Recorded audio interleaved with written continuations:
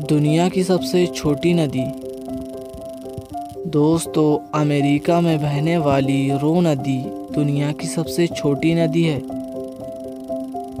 इसकी लंबाई 201 फीट है।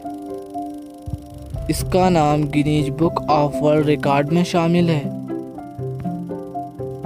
दोस्तों, वीडियो पसंद आए तो वीडियो को लाइक करें और ऐसी ही और वीडियो के लिए हमारे YouTube चैनल को सब्सक्राइब करें और बेल आइकन को दबाएं।